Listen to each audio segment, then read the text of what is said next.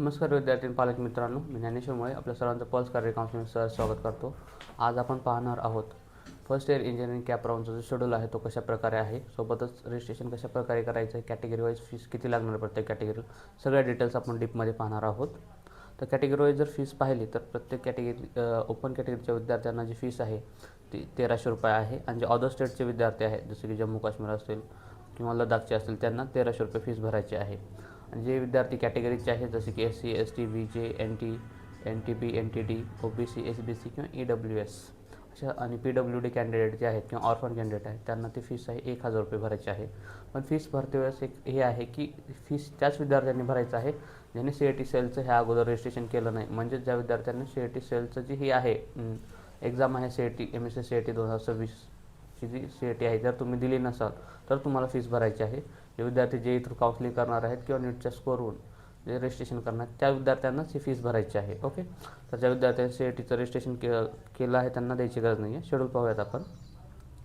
Online registration and uploading the document याचा जो schedule आहे म्हणजे ऑनलाईन रजिस्ट्रेशन नोंदणी करायची आणि तुमचे डॉक्युमेंट अपलोडचा शेड्यूल आहे ते 2 जुलै ते 12 जुलैच्या दरम्यान आहे. 12 जुलै संध्याकाळी 5 वाजता ही शेवटची टाईम आहे. तर तोपर्यंत तुम्ही रजिस्ट्रेशन कंप्लीट करू शकता.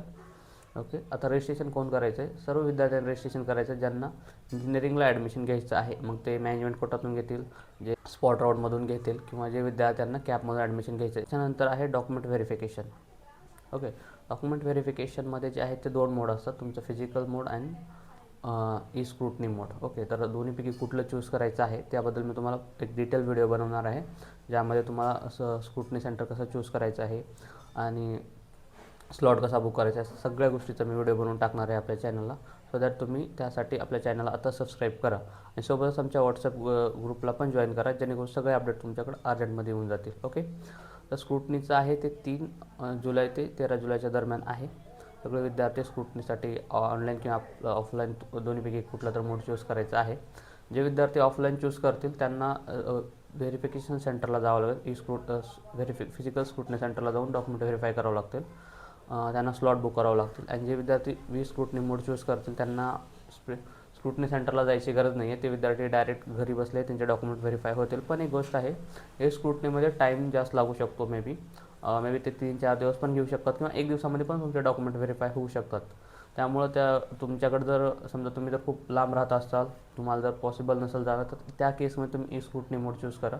तर तुम्ही सिटीमध्ये राहत असाल, तुमच्याजवळ इंजिनिअरिंगचं कॉलेज असाल जे स्क्रूटनी सेंटर आहे, तर तुम्ही ते चूज करून फिजिकल स्क्रूटनीलाच प्रेफर करा जेणेकरून तुमचं व्हेरिफिकेशन फास्ट होऊन जाईल. ओके, त्याच्यानंतर आहे provisional merit list. Okay, provisional merit list जी आहे ते 15 तारखेला येणार आहे, 15 जुलैला. तर प्रोविजनल मेरिट लिस्टमध्ये काय असते की तुम्ही जे आजपर्यंत इन्फॉर्मेशन भरले आपण ॲप्लिकेशनमध्ये, तुमचं नाव असेल, डेट ऑफ बर्थ असेल, जेंडर असेल, परत तुमच्या कॅटेगरीच्या डिटेल्स आहेत, तुमचे मार्क्स आहेत 12वीचे किंवा तुमचे CETचे मार्क्स ऑटोमॅटिक घेतले जातात, JEEचे मार्क्स असतील, या सगळ्या डिटेल्स ज्या आहेत त्या त्यामध्ये पब्लिश केल्या जातील. जर काही विद्यार्थ्यांचा त्यामध्ये चुकून नावामध्ये मिस्टेक असेल किंवा त्यांच्या कॅटेगरीमध्ये मिस्टेक असेल ते आपल्याला ग्रीव्हन्स पिरियडमध्ये ते हे करता येते, दुरुस्त करता येते. त्यासाठी आपल्याला 16 जुलै ते 18 जुलै म्हणजे आपल्याकडे अराऊंड 2 दिवस त्यांनी दिलेले आहेत. तर ह्या पिरियडमध्ये आपण आपलं ग्रीव्हन्स रेज करून आपण आपलं पूर्ण जे ॲप्लिकेशनमध्ये काही जे चुका आहेत त्या आपण दुरुस्त करून घेऊ शकतो. आणि त्याच्यानंतर आपली जी आहे ती फायनल मेरिट लिस्ट तयार होते. ओके, ती फायनल मेरिट लिस्ट जी आहे ती 20 जुलैला पब्लिश होणार आहे. विद्यार्थ्यांनी एक लक्षात घ्यायचं आहे, त्यांचं ॲप्लिकेशन जे आहे ते प्रोविजनल मेरिट लिस्टमध्ये व्यवस्थित बघायचं आहे, रीड करायचं आहे. आणि त्यानंतर आपल्याला जर काही चुका असतील तर आपण त्या ग्रीव्हन्स पिरियडमध्ये दुरुस्त करायचे आहेत. तर सगळं विद्यार्थ्यांनी टेन्शन घ्यायचं नाही आहे. प्रोविजनल मेरिट लिस्ट कशी चेक करायची, ग्रीव्हन्स कसा रेज करायचा, पूर्ण गोष्टीचा video me step by step YouTube चॅनलवर आपल्या अपलोड करणार आहे. तर सो दॅट तुम्ही